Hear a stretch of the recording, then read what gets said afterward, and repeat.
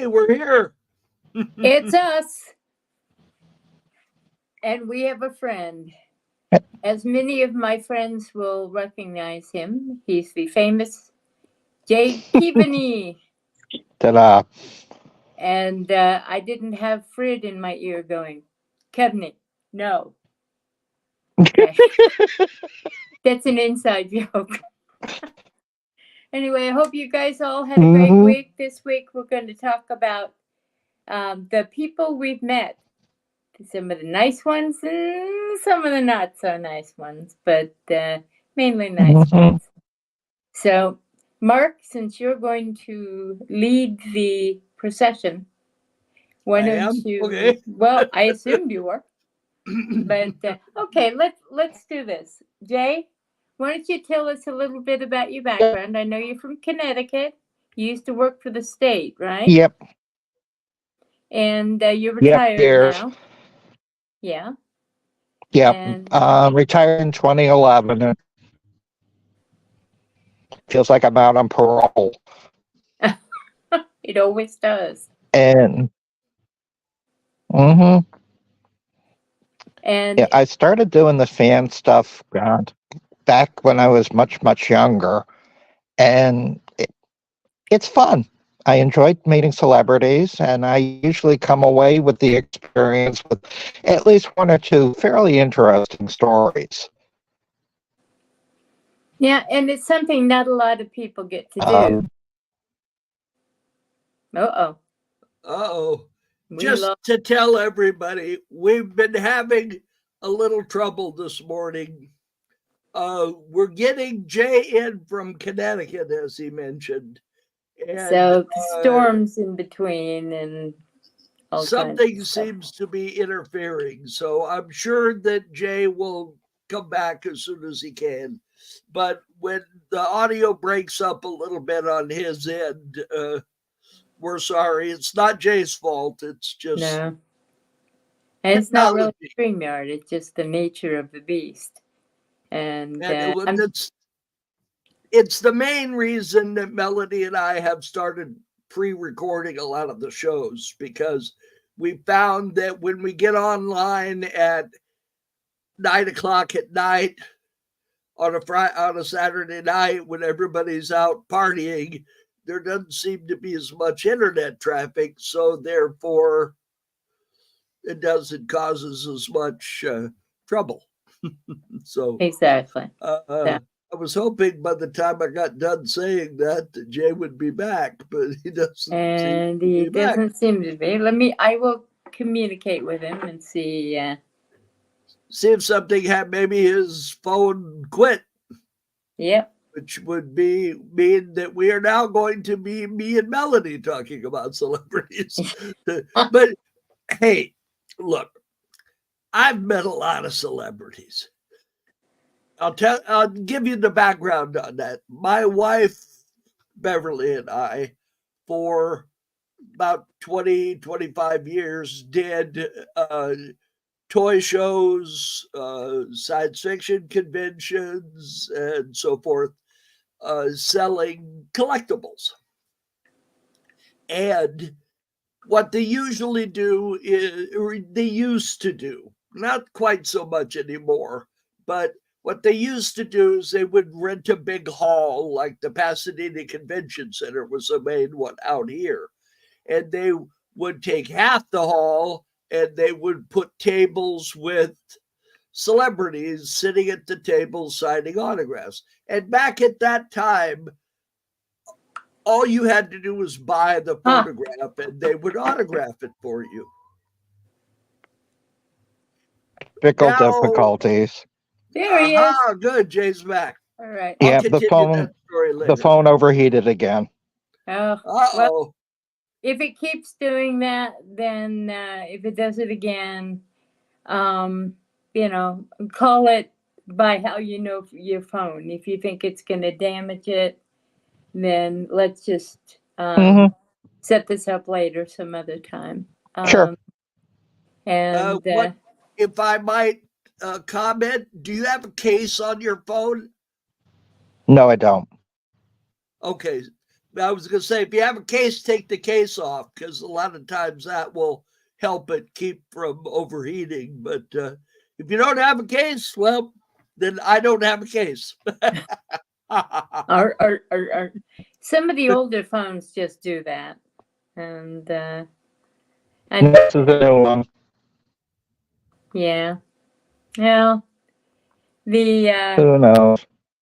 yeah. Well, let's do it for as long as we can, and then Why don't we let Jay tell some of his Yeah. stories? Since right now his phone is working. what are your favorite Okay. stories? Go for it. Well, absolute favorite is no question Nancy Sinatra. I was a fan from the get-go. And when I was about 12 years old, I joined the fan club. And one of the perks of the fan club was that you got a personally autographed picture of Nancy. And I was in my glory. I showed this to everyone. I made the mistake of showing it to my mother's best friend, who's kind of looked at it and said, "What do you like her for? She looks so cheap." And I was like devastated. At that age, I was still attempting to be respectful towards my elders, but I did take a certain amount of comfort in knowing that her idea of good music was Honey by Bobby Goldsboro, which even at the age of 12 made me want to hurl. Well, look at it this way. I must tell you that there's a funny story related to that. I'll do it real quickly. Our stepmother had an autographed picture of Frank Sinatra because she belonged to his fan club. So if that person thought any Sinatra was cheap, what do you got to say? Anyway, Go ahead. I'm sorry. And years later, Nancy reactivated her career after she, put her daughters through high school and everything, and she was appearing like around the corner from where I worked. And of course I was going to go.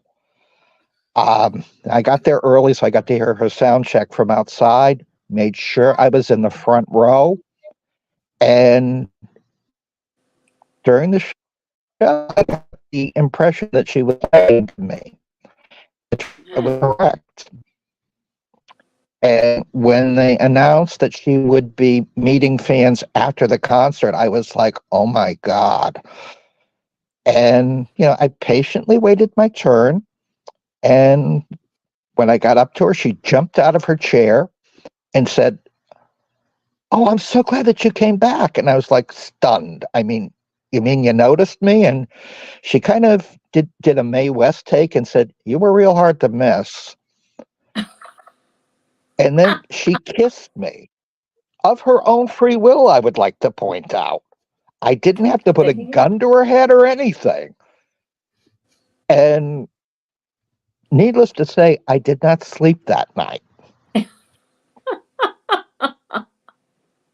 That's so nice. And I went to other shows that she did in New York. And believe it or not, she allowed me to sing with her. Wow. I sound real good if you've exceeded the 2-drink minimum by, 10 or 20. Well, that's wonderful. And you continued to see her at different events? Yeah. She's been really nice to me over the years. Very kind, good-hearted person. Isn't that terrific? It's just terrific. I know there have been a number of times that I've heard of when people develop a friendship with various people via that method. And certainly the Dark Shadows conventions have brought that about. So Nancy was number one. And let's see, then I had an interesting experience with Debbie Harry from Blondie. Yeah. Now, I went to see her in a couple of off-Broadway plays. which I do have to tell you, they were some of the most pretentious, god-awful crap I've ever sat through in my life. But my Most of standards for acceptable entertainment under $20 is fairly liberal. right. So after one of them, she hung around and talked to people after the show, which she would never do after a concert. And I patiently waited my turn. And when I got up to her, she looked up at me and smiled and said, "It's so nice to see you again." And I'm thinking, again? Well, there's no reason that she shouldn't have remembered me, because I've been to enough concerts and I've been up in front. But we also have to factor in massive amounts of drugs. Yeah. Hers, of course, not mine. I'm just like this. No. Yeah. So that was interesting. That's cool. I had a And similar oh, experience with someone. I had, I'll make this quick again. I was on a panel about the TV show Wise Guy with the late Ray Sharkey. And mhm, we had this lovely panel, and he and I ended up discussing during most of it. And the next day, I went up to get autographs for friends of mine because they were all terrified of him. And I said, "This is for this, and this is for that." And he said, "Melody, don't you want one?" And I don't know why, but it just shocked the hell out of me that he remembered me. And I said, "Do you know who I yeah. am?" He said, "Yeah, I just spent yesterday talking." Really? Well, But mhm, they're human beings, and we are too, and sometimes they notice that. And he had just been yeah. diagnosed, so I suspect that was part of it. Well, Anyway, I'm you sorry. know, Go ahead. Let me see. At one point back in the 90s, I had gone to a horror convention called Chiller Theater, and they had a costume event. So I decided I was going to dress up as one of the Ramones, which was an easy costume to put together. Yeah. Torn jeans, a t-shirt, leather jacket, and I had spray painted my hair black. I was Joey by default because he was the only one who wore glasses. Yeah. And it just so happened that one of the actual Ramones was there that day. He wasn't there as a celebrity guest, he was there as an attendant. So, of course, I had to go over to him. And he didn't quite know what to make of me. He thought I was Eric Von Zipper from the Beach Party movies, and I didn't feel any real need to correct him. There you go. If it works for you, go with it. nobody would know who you were Mhm. talking about, Jay, except for us old people. Yeah. Okay. I found that out from some of the kids that I used to work with. I had to bring them up to my level, The way it is. which was I'm getting it asked took the a while. question. They want to hear Dark Shadows people stories. Like you guys don't hear enough of them. Well, let's see.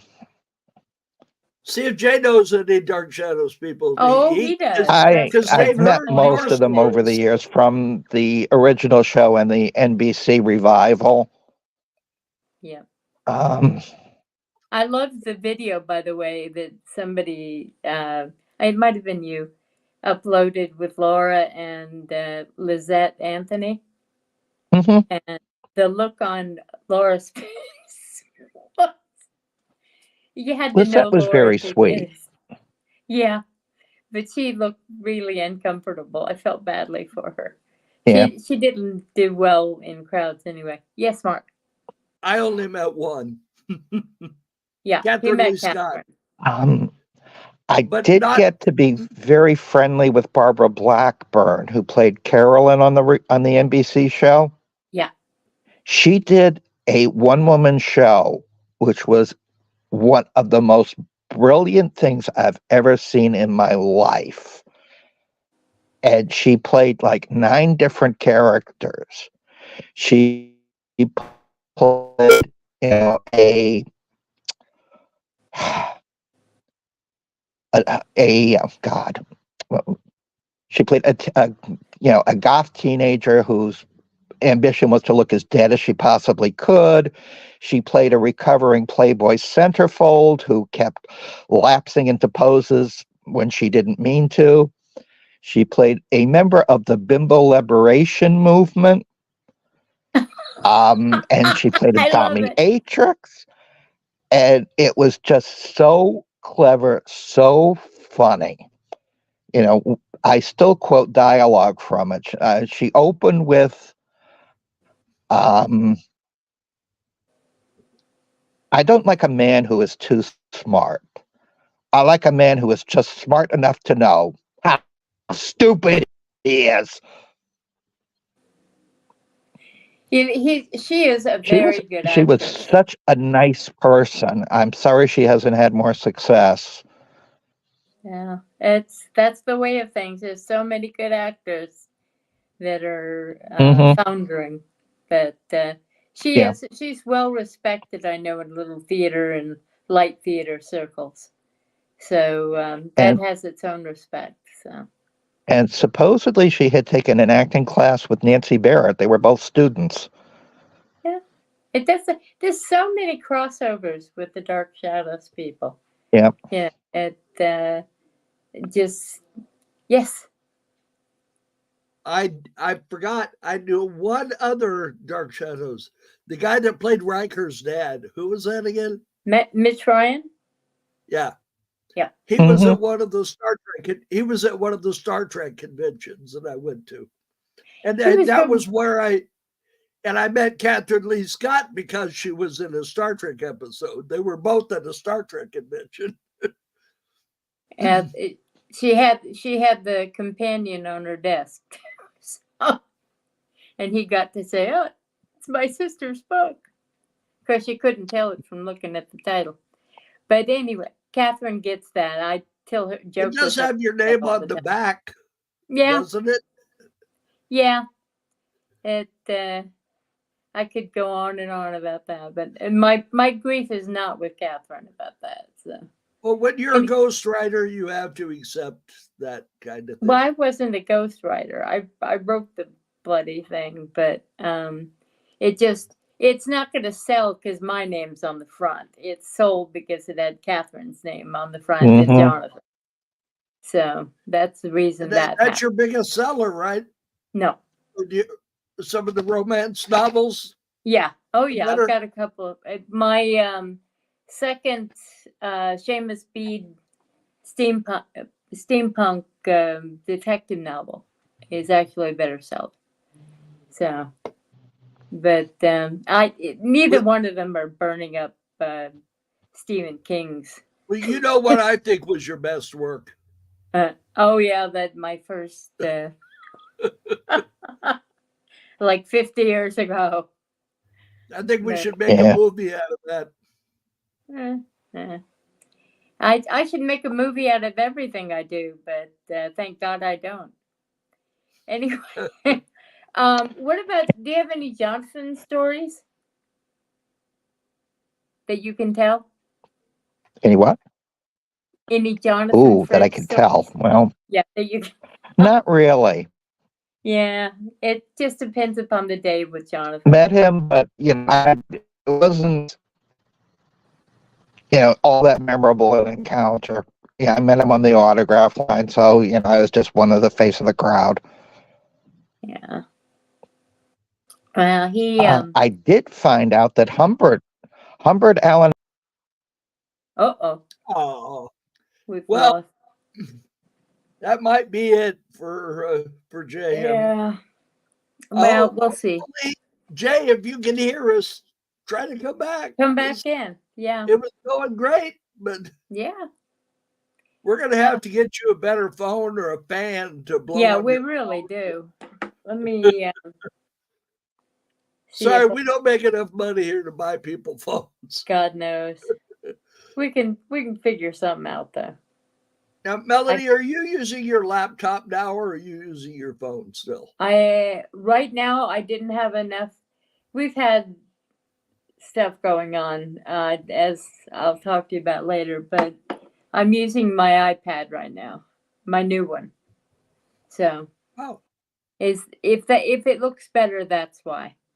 it does look better. Yeah. That's That why I and I thought you have- were using. That's why I thought you were using that computer that I bought you. I know, I have it. Unfortunately, it totally lost power, and I didn't notice it was unplugged until I was coming in and had to set this up. So next time we'll be ready. You haven't done the show yet with it, have you? Nope. But we had it all set up this time. But oh yeah. We Well, had this works. If yeah. this is easier for you, this works. It's we'll I'd rather have the full effect. We keep losing and gaining somebody. Anyway, I tell you what, let me tell my Jonathan Fred stories. I have Yeah, a they few. wanted Dark Shadow stories. I have none. Yeah. So, Well, you have better ones with other people, but I'll tell the ones that I think might be of interest. Jonathan Fred, I didn't attend any Dark Shadows related conventions until, is it ShadowCon 4 or 5? And that was like 82, 83 maybe. And no, I think it was earlier than that, maybe 81. Anyway, he walked in, and we had none of us had met him before. And he walked in the room, and everybody stood up. It was like the president walking in. Oh, good, we have Jay back.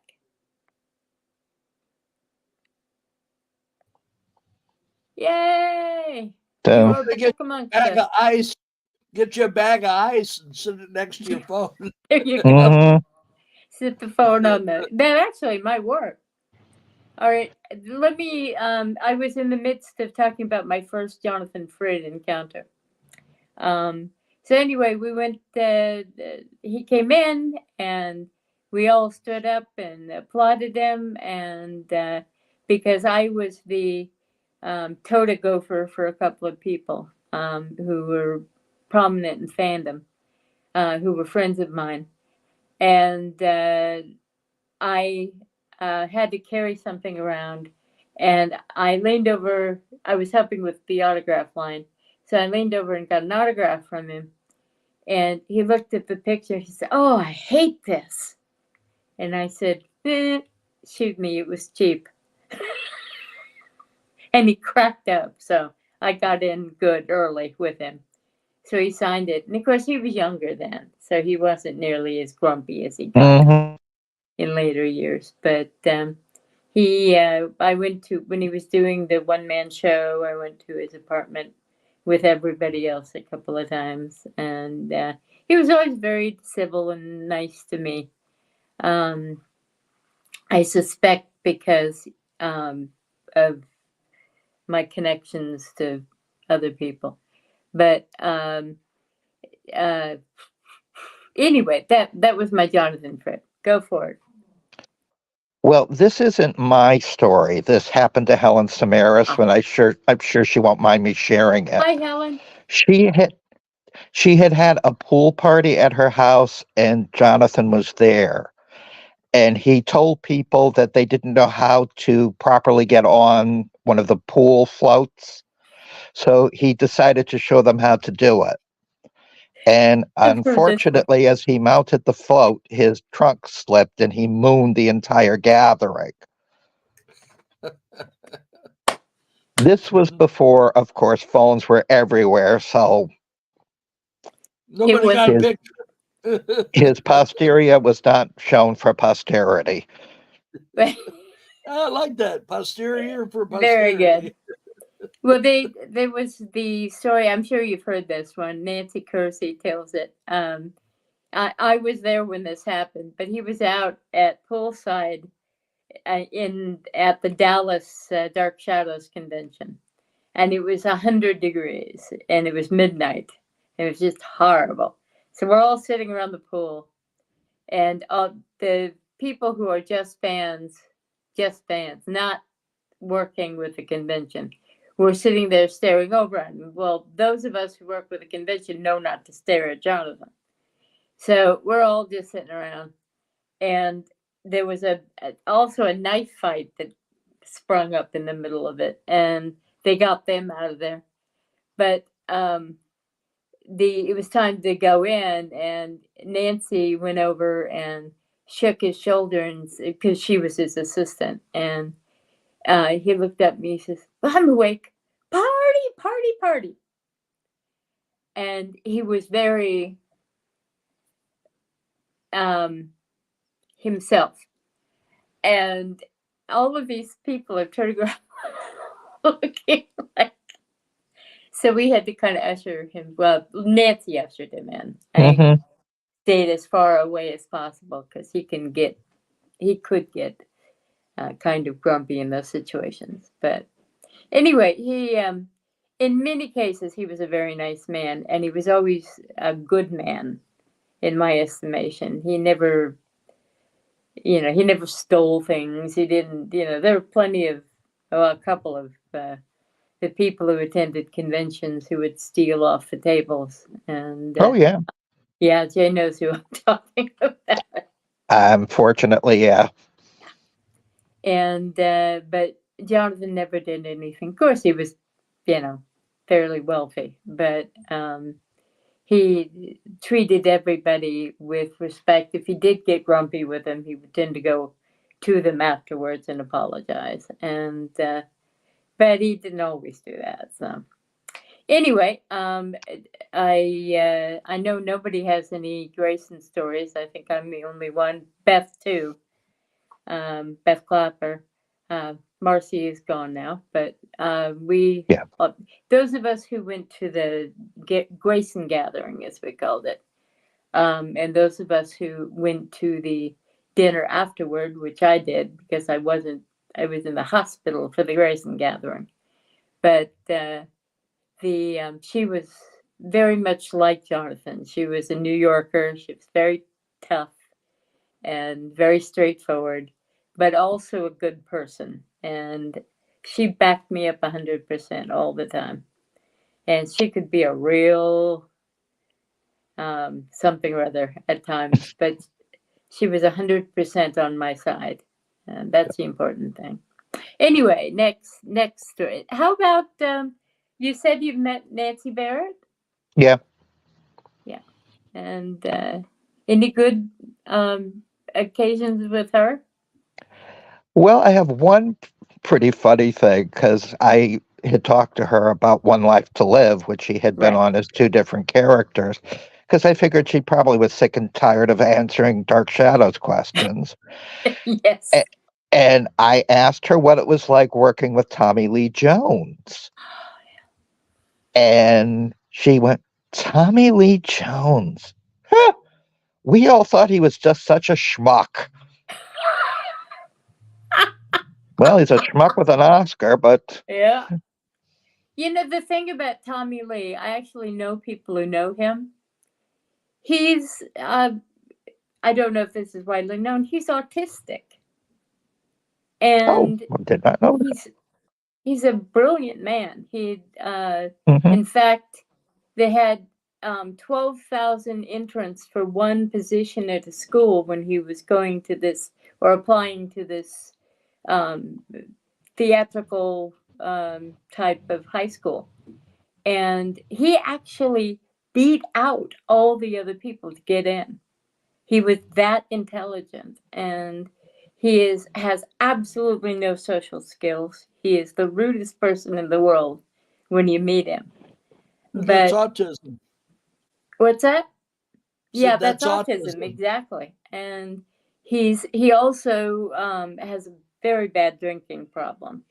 So the two combined do not make for a very, but he's a nice man when you talk to him one-to-one, and when you're not a reporter. Yeah. Well, one of the things that autistic people don't like is answering questions. Yeah. So interviewing somebody that's autistic, you're asking for trouble. Yeah. That's why they don't let him do it. I have a family member that's autistic, so I have some knowledge of the subject.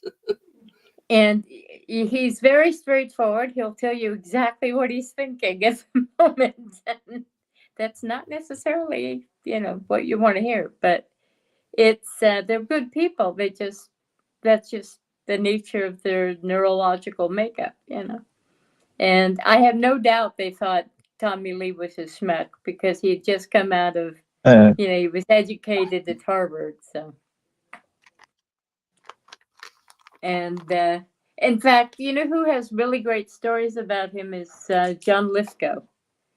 They always talk about Tommy Lee being Al Gore's roommate. Well, what they don't say is that the other roommate in the 3-room situation was John Lithgow.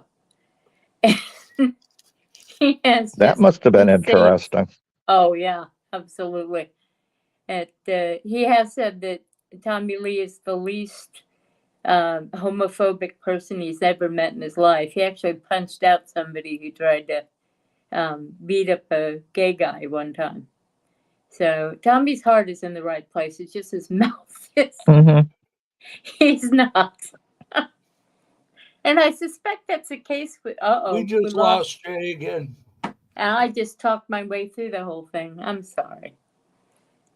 Well, while we're waiting for Jay to come back, I'll tell a little story. Yeah, you tell your story. Melody mentioned that Jonathan Fred didn't care for this picture that somebody brought for him to sign.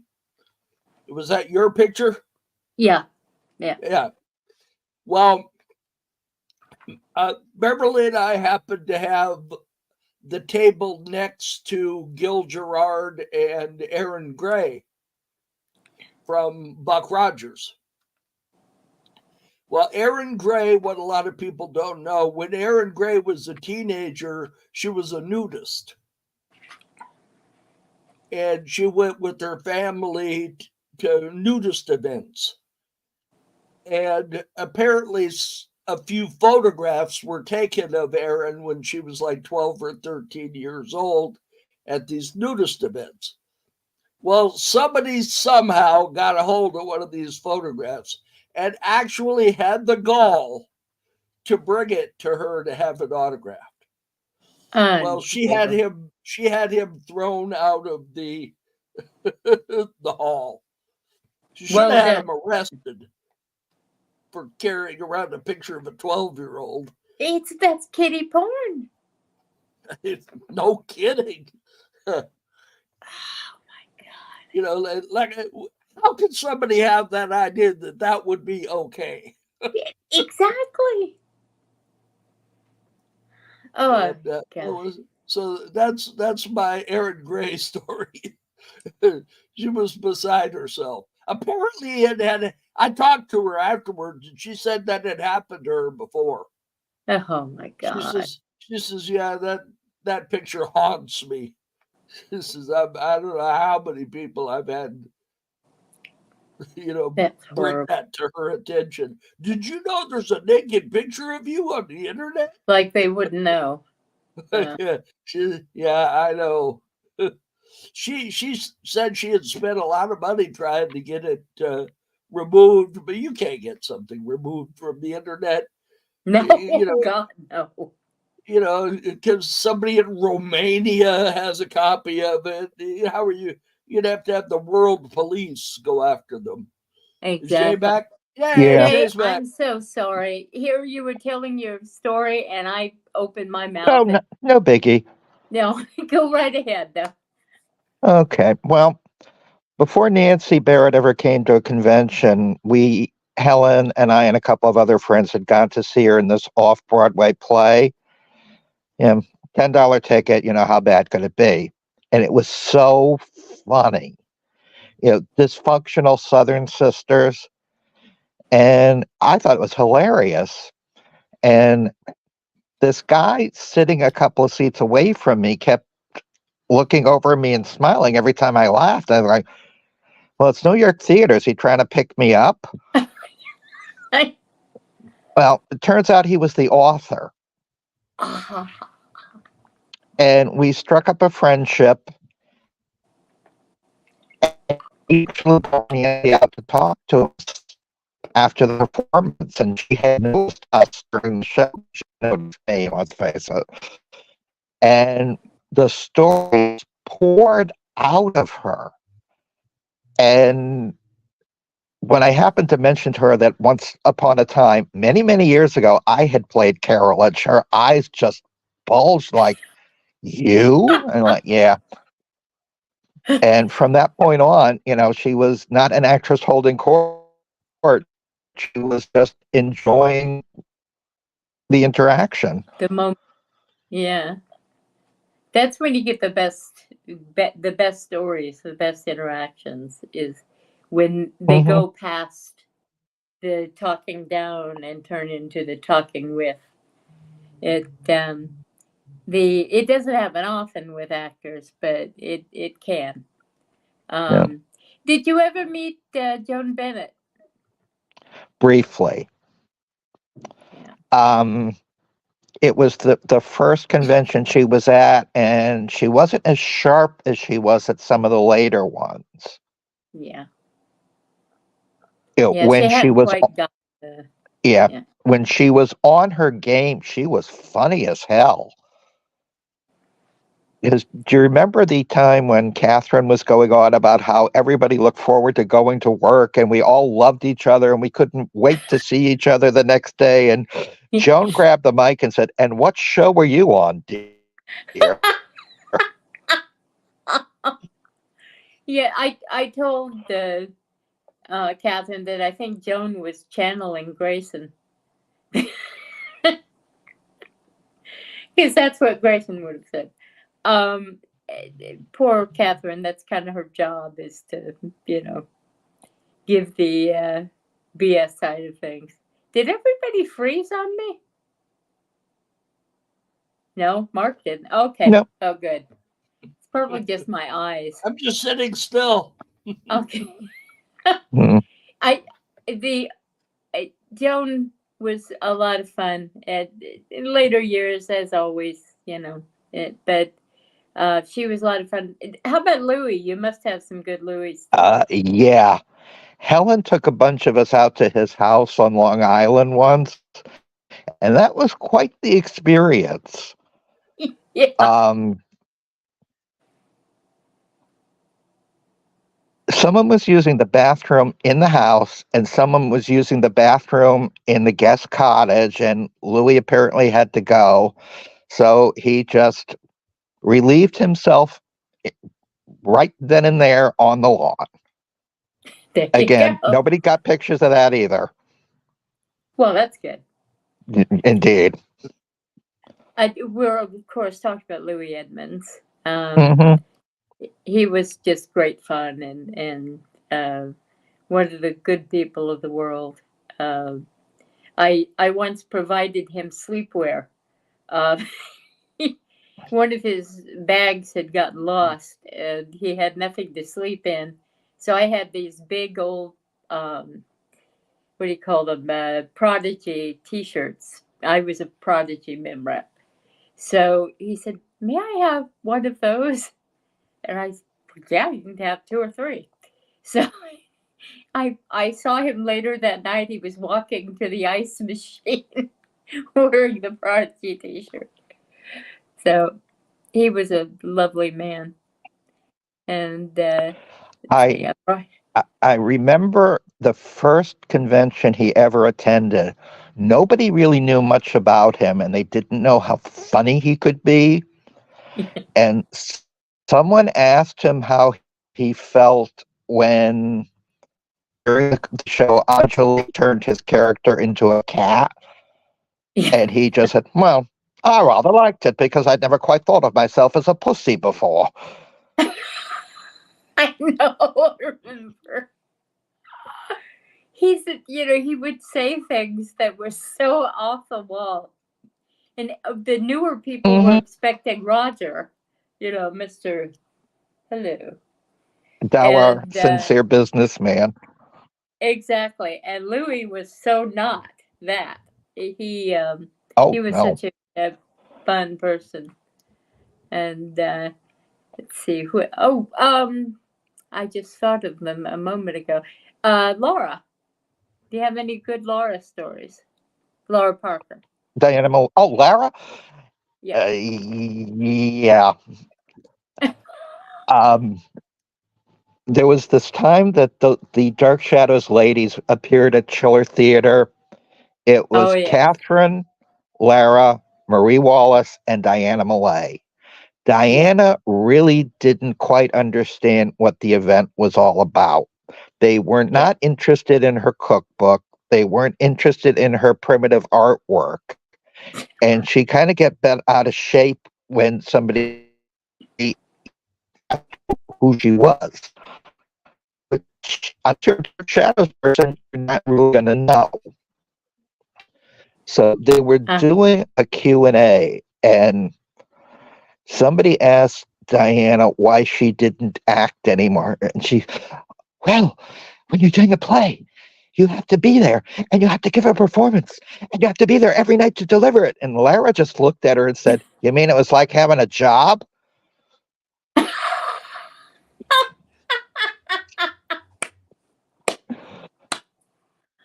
Oh, I like that.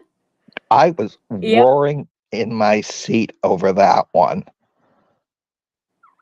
And Lara's was always nice to me. Yeah. Laura is the very fact that Catherine and Laura were friends kind of just amazes me, because Catherine has always been everything's good, and Laura's always been bite me. Yeah. And exactly. They both are good people in their own way, and I've always, Laura and Grayson didn't get along very well, and whereas Catherine and Catherine and Grayson did, and I can see why, but I like them both for various different reasons. And I must say, the one Diana story I have was before she sort of got tired of everything and had gone through Egypt with everybody. She someone had done this painting of Grayson. I think it was Barbara Pfister-Lutz. And she walked past it and she says, Grayson was so homely, she was beautiful. And the person sitting with me cracked up and said, Diana, you know who this lady is? No. She ran her fan club.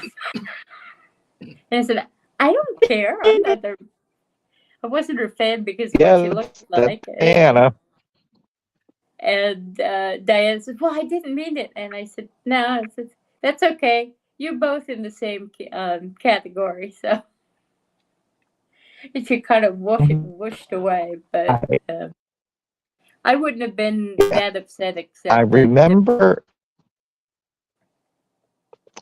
my first meeting with Lara Parker. I asked her about one of her films, because she had worked with Brian De Palma before he was anybody. And I said, would you have thought he'd be that successful? And she said, no, absolutely not. Because he allegedly kept asking her to do stuff she didn't want to do. And me being me, I said, well, what do he want you to do? Drop your drawers? And she kind of looked. And then she went, yeah. And she laughed, but it wasn't the Angelique laugh. It was a real laugh. Yeah. And that sort of established the relationship that we had from there on out. Was it that awful movie with De Niro? I believe so.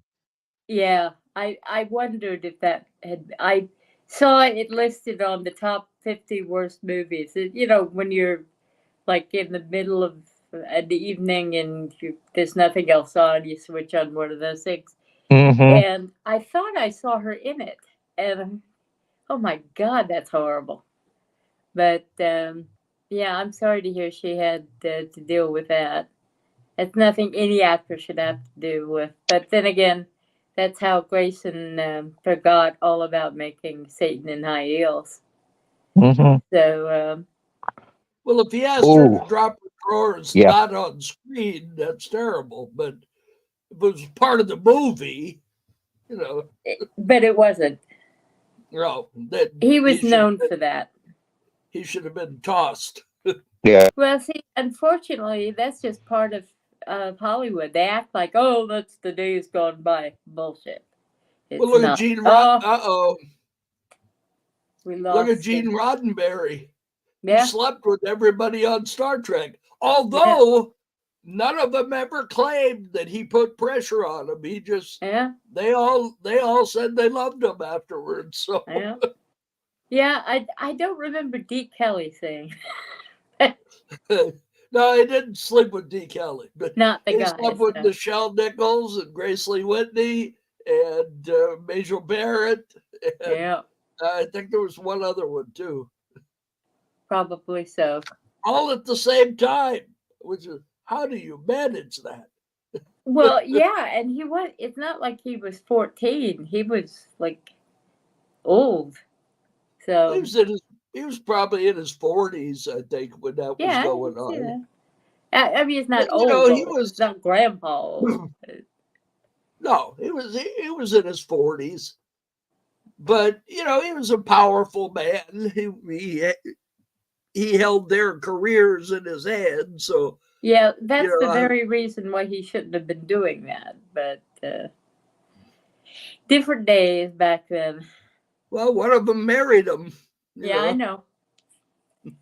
Not that that stopped his activities, but I don't know. I never heard whether he was sleeping around after he got married or not. But like I said, they all talk about him like they loved him. So well, they pretty much had to. No, okay, now here's somebody else I knew. Do you recognize him? I do not. He is Irwin 88 Keys. You know, 88 keys for the piano. Yeah, His no, last yeah. name was Keys. Ah. And he played one of Fred's Lodge brothers in the Flintstones movie. Oh, okay. He was Yeah, he bowling looks with like the Fred, type. and he had the big horns on his head. And he was Right. in a bunch of stuff playing a gangster and a real nice guy. He died real young. Oh, Died not maybe 2 years after this, which was really? sad. That's horrible. Let's see. So that's there's Kent McCord, the gray-haired guy, used Yeah. to be on Adam 12, Yeah, I remember. and the guy sitting down is William Wyndham. Oh, yeah, he was a very He was big a pretty star big when star we at were one kids. time. Yep. And the lady talking to him was I don't know her name. She played the nosy neighbor on Bewitched. Oh, the one who was And married to our neighbor. Gladys Kravitz. George Tobias. Yeah, George Yeah, Tobias she was married to George Tobias on the show. on the show. Yeah. Sandra Gould or so Alice Pierce? the first one. Alice Pierce. Yeah. And we lived Melanie in Big and Bear I, at one time. yeah, we knew George Tobias. He lived right by us in Big Bear. He lived down with the normal people, not on the movie star side. Yeah, all the movie stars like Ephraim Zimbalist Jr. All lived over in Snow Summit. Yep. And George lived over in our neck of the woods. Although Moonridge, that's where the Riddles lived. Yeah. Yeah. And Melanie and I went to school with Nelson Riddle's kids. And his daughter Cecily was my best friend. So I got to meet Frank Sinatra Jr. because of that. And Linda Ronstadt, didn't you? And Linda Ronstadt and a few Because people. Nelson Riddle was her personal her band band leader. leader. Yeah. And never got to meet Frank though. And he wrote. Well, I met Frank Sinatra Jr. He wasn't. I met Frank Jr. Yeah. He wasn't a guest of the convention I was at, they had James Darren and Robert Colbert there for their roles on Time Tunnel. Yep. It was a sci-fi convention. And I guess Frank Sinatra Jr. and James Darren were friends. And Yeah, he came there to see James Darren. And James Darren ended up being a lounge singer on Deep Space Nine later on. I didn't know who he was, but we were at Frank Jr.'s birthday party, and Cecily was there, to see her dad. We weren't at the party. We were in the, bottom basement area that was the playroom. But he was there. I remember he was one of the people there. But I must say, an interesting thing too, because we're coming up on the top of the hour. So I want to thank Jay for hanging in there with us. That has not been an easy thing, I know. Thank you, Jay. A lot of people want to quit. Yeah, we've had people quit. Oh, please. This has been a blast. Aside from the technical difficulties. Yeah, it's always fun. We got to do it again when you get your technical problems ironed out. Yeah, well, we'll see. Let's give our worst stories, shall we? I didn't hear what you said. Let's tell our worst celebrity stories. Oh. Our worst run-ins. You want to do that, or shall we go another direction? Well, the Robert Vaughn story was probably the worst. Yeah, that's sad. What a jerk. Well, unfortunately, some people. Andrew Prine was probably mine. He was a jerk. Yeah. I never liked to say that. I didn't like to badmouth celebrities, but he's dead now. So I think I can say he was a jerk. He wouldn't autograph anything unless you paid him. And back at that time, the standard way of doing things is you bought the photograph and they would autograph it for free. Mm-hmm. And most of the time they charged 10. If they were like a nobody, they charged $10. And if they had been somebody, let's face it, if you're at the conventions, you're not really somebody anymore. Not anymore. No. You've slipped off the top of the ladder and you're down a few rungs. And they had people like Richard Hurd and Gil Gerard and Gary Lockwood.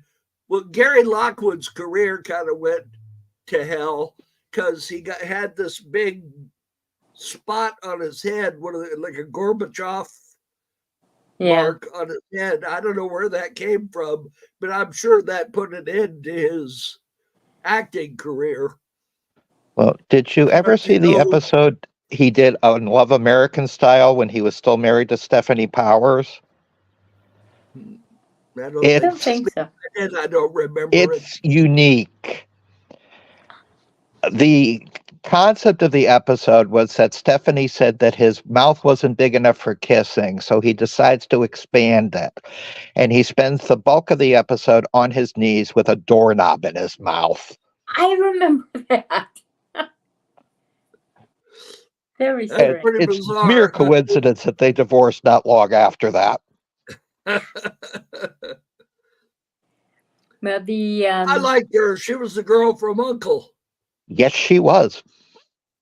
Lovely person. Looks damn good for her age, too.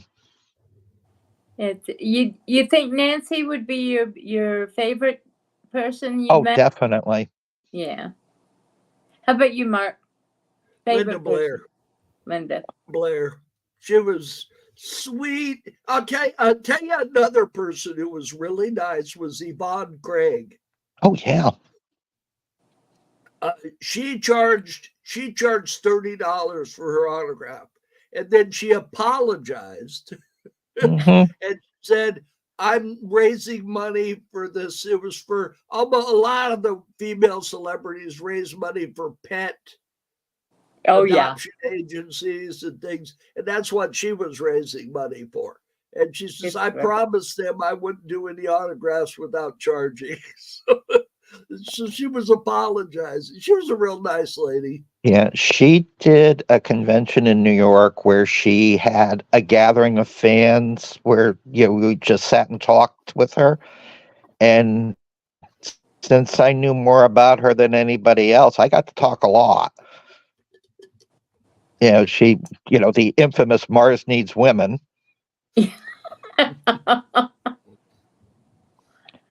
So I had her sign on a still, Mars Needs Men Too. Oh, that's sweet. Well, I think my worst one was probably Ben Cross. We interviewed him in relation to the companion, and he was just. I think I got him on a bad day though. And at the time he was fairly nice. Dark Shadows related, probably other original OG DS, probably Roger Davis, but that doesn't surprise anybody. However, Roger has been a lot better these days since he's gone through some problems. But he was the replacement for Jeffrey Doole, wasn't he? And Peter Doole. Yeah. Peter. Jeffrey was the guy that replaced Roger After Davis. They couldn't get rid of Roger Davis. Yeah. Yeah, Roger is just he's a case in point in many respects. But the nicest person probably was Louis in DS Land anyway. But well, guys, I think that's about it. And we still got 2.5 minutes, actually. Oh, what was I thinking? We're at 57:45 right now. Okay, I was worried about Jay's phone. I don't want Jay. Me too. If your phone goes out, we'll say goodbye for you. Okay. It will. There's no sense in you coming back for 30 seconds. So. Yeah. But thank you so much for being here. You've been a delight, and all of your stories were wonderful. Thank you. And I know everybody enjoyed it. And hi, Helen. Helen's an old friend of all of ours. And I did want to mention something. You brought up, Jay brought up Mars Needs Women. Yeah. Plan 9 from Outer Space. One of the conventions I went to, the gentleman that played the police officer on Plan 9 from Outer Space. His entire career was going to conventions wearing that police uniform.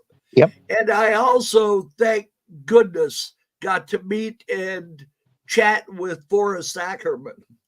Yeah. From Famous Monsters magazine. Forrest was a big Dark Shadows fan, and he used to go to the early DS fan. Yes, I remember seeing him at least one ShadowCon. Yep. And also... and I'm getting the notice the phone is overheating. Oh, God. So I shall say my goodbye now. Thank you, my friend. Thank you so much for having me. I've truly enjoyed this. You've been great. We'll talk to you soon. Yep. Bye-bye.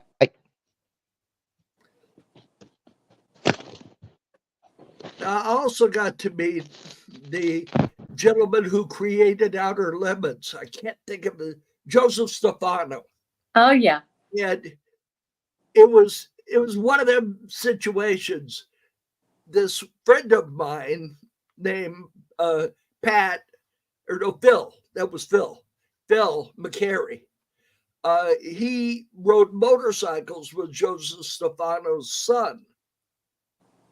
So I went to the convention, and the guy that was serving as the aide for Joseph Stefano, it turned out it was his kid.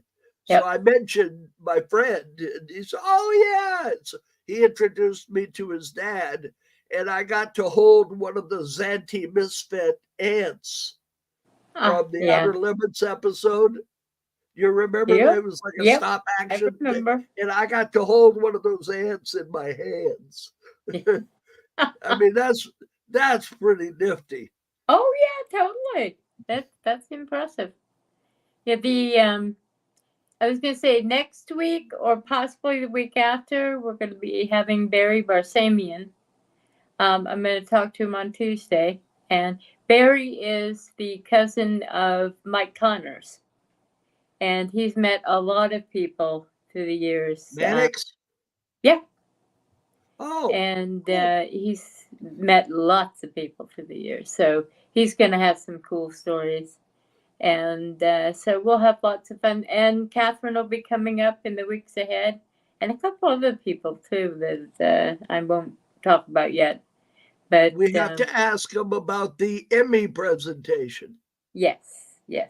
Do you know what I'm talking about? Yes, I know exactly what you're talking about. Not right here. I'll tell you after. No, this we can talk about. Okay. When they showed Mike Connors, underneath his picture it said Chuck Connors. Oh, that. Oh, no, I was thinking of another. Apparently Mike Connors could see a monitor. As he looked up and then he looked down and he laughed. It happened a lot like that back then. So. Yeah. Well, Chuck Connors was still acting back in that time period. They were all Mike Connors was when Mike Connors was Mannix. And you remember Mannix started out as one of the Name of the Game episodes. Yeah. And it was the name of the detective agency. It was like ITX or something started with an I. Yeah. And then it's been so long. It did well, so they patterned it off on its own as Mannix. Right. So, anyway, everybody, please give a good thought to. I'm going to get this in. I'm sorry, Mark. Sure. Give a good thought to Barry because he's going through a lot of stuff right now with a number of different health issues and such. So send a good thought toward him. And I'll talk to him on Tuesday. Catherine, I'll talk to you tomorrow if I can hunt you down. And say a big happy birthday to my favorite great nephew. And tell him he's got a gift certificate in your email.